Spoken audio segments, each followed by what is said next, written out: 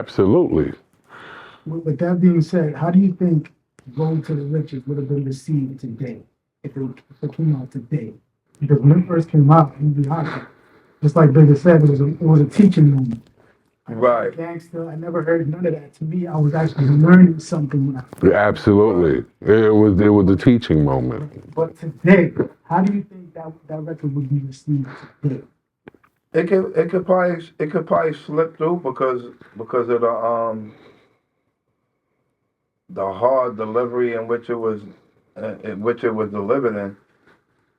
If you mean like um will it resonate with today's generation? Or are you talking about the overall message? Period. The overall message. Um, I don't think it would.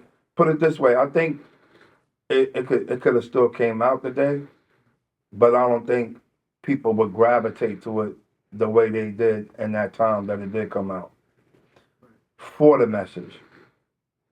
For bars and all that, yeah, yeah, people gravitate to it for bars. You know what I'm saying? But people wouldn't gravitate to it. They wouldn't latch on to the positive message of the record. They would be more focused on the bars. But the bars, see, that's it. The bars is positivity, though. I mean, for me, you starting out the story telling this is what it is. 5 years old, I realized there was a road. At the end, I will win lots of pots to go. If you go through each of the bars, it's positive. Right. You know what I'm saying? Ain't nothing about that song again encourages you to, pick up a pistol and, walk down the block and act tough. It's But it's tough. delivered in such a raw fashion. Hmm. This is why I said I think it will still be able to come out and people will still gravitate to it. And look what you say, even in the beginning. You could be a rapper, but you don't want to be a gangster. You know what I'm saying? I mean, Yeah, in the video, yeah. the whole, the whole thing was, yeah, like, that's, nah, yeah, positive to me. Oh no, no, it is Yeah, positive. yeah, it wasn't, It's yeah. delivered in a very raw form. You know what I'm saying? Hmm. It's the plastic baggie. You know what I'm saying? Hmm. Or the aluminum foil. You know? Like, Hmm.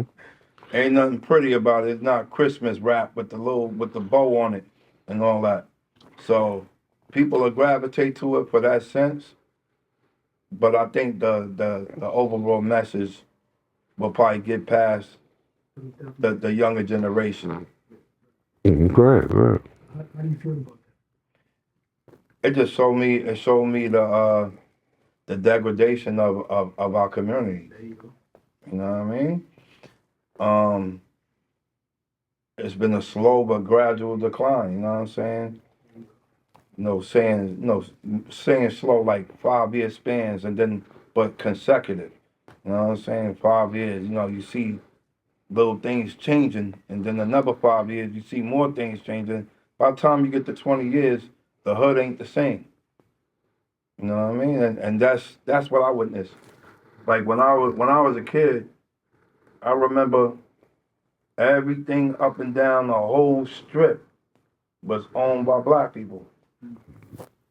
Yeah. Black men built the community. And I know I wasn't the only one to witness it in just my community. This was an ongoing thing throughout the boroughs. You know what I mean? A lot of dudes that was in New York got origins or roots in the South or family in the South.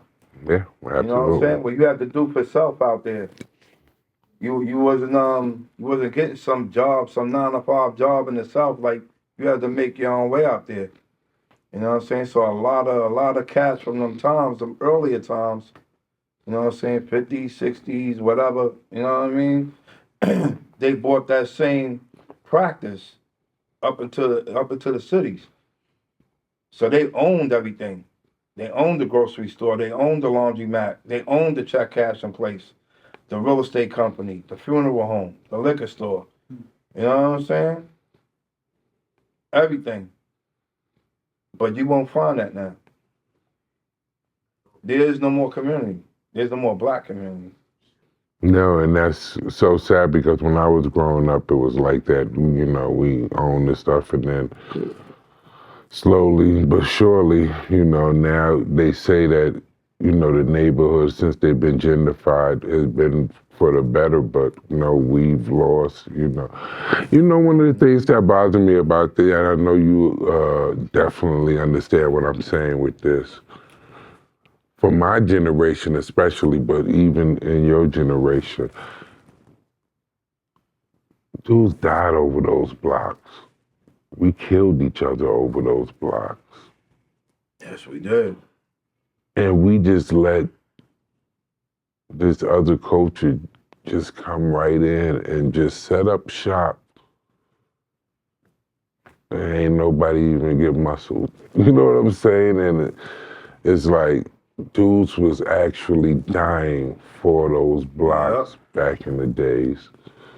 You know, and it's just like, even with the marijuana business, when that went legal, every block, it was like almost every block had almost 2 weed shops, a block on one side and the thing on this, but it's not owned by us. Right, right. You know what I'm saying? It's not owned by us. And I would think, they said the whole idea of making weed legal was the guys that was locked up and got charges was supposed to now be able to do a business or something like that. But I ain't see no black-owned weed shops. They was all owned by outside forces, and they all throughout the community. And they came and opened up restaurants and businesses and all of this stuff right in these same blocks. Guys die for, you know, and they give you the opportunity to be part of the weed stuff, but the license costs like $100,000 just to get a license instead of weed. So we priced out. so you have to have $100,000 to open up a shop. Just if you want to open up a shop to get the license, it's around $100,000. That's wild. That's crazy. But it's crazy because the ex-felons, they're the first in line. Yeah. You still have to have. But you still have to have the 100,000. So that's why they go to the other guys and sell their thing, and they able to, or they partner up. Same thing, yeah. You can still do it. You just have to finagle your way around it, and then what happens is that we're not educated in that way. You know what I'm saying? Right. That's the biggest.